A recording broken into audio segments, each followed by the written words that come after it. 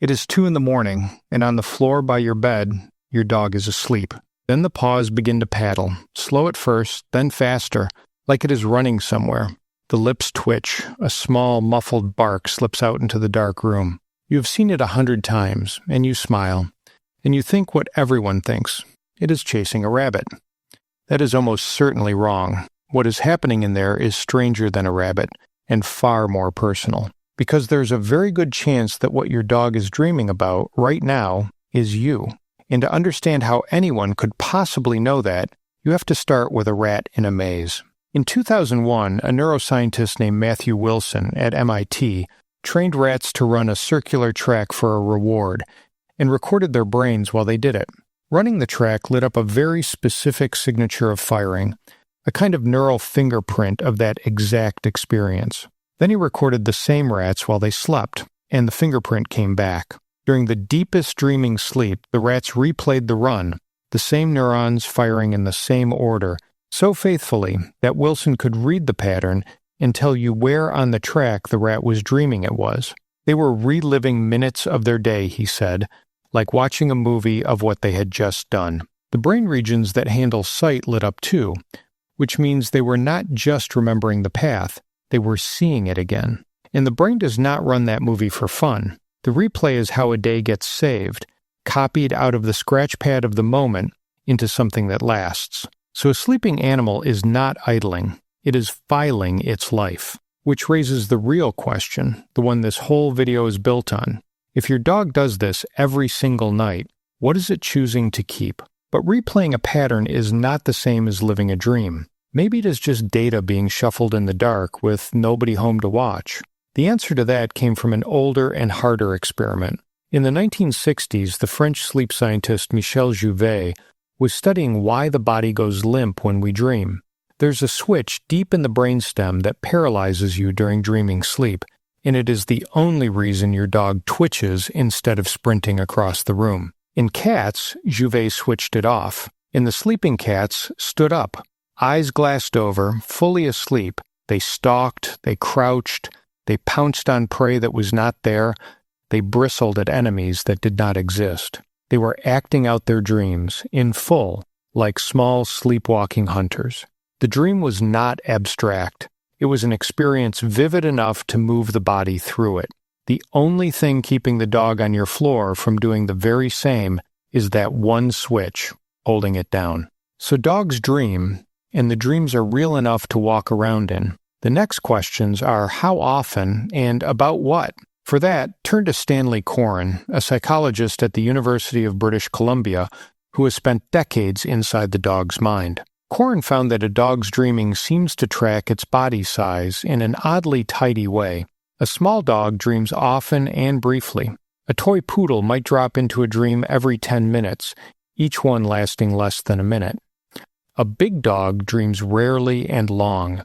A golden retriever maybe once every 90 minutes, but the dream runs for several minutes at a stretch. He also thinks the content runs to type, that a pointer will freeze and point at dream birds.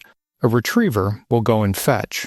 And as for the rest of what fills those dreams, Coren's answer is the one you already suspect, if you let yourself. A dream is built out of what matters to you.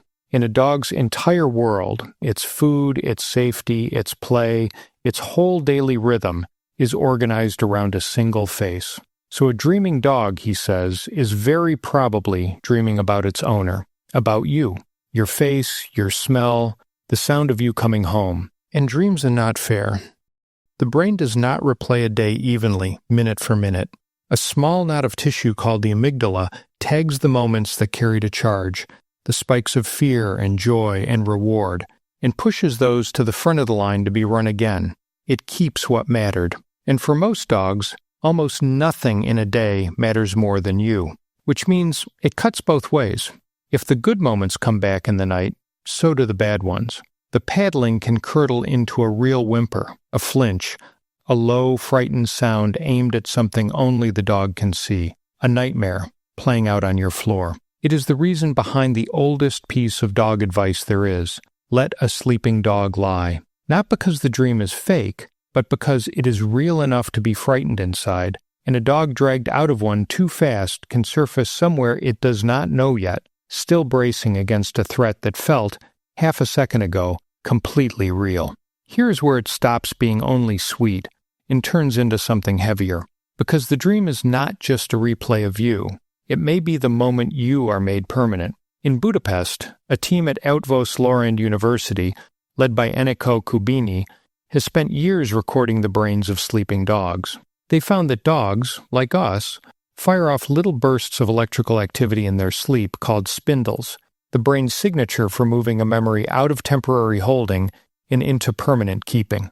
And when they taught a dog a brand new command and then let it sleep, the dogs whose brains spindled the most woke up remembering it best. Sleep was where the lesson stuck. Now put it all together. Your dog spends its waking day learning you, your voice, your rules, the shape of your kindness. Then it lies down and replays you, and in the replaying, files you into the deepest and most lasting part of what it is. The dream is not only about you. The dream is part of how you become permanent in the dog. So sit with the whole picture for a second. All day, your dog orbits you. It watches the door. It reads your moods. It learns the difference between the jacket you wear to work and the one you wear on walks.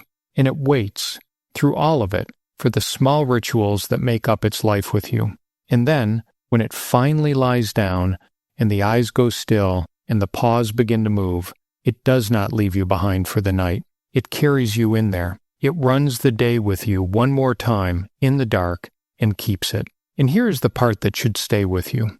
You have a whole life, a job, other people, 1,000 things pulling at your attention. Your dog has the hours it gets with you, and then it has the dreams. You are not just a part of your dog's life.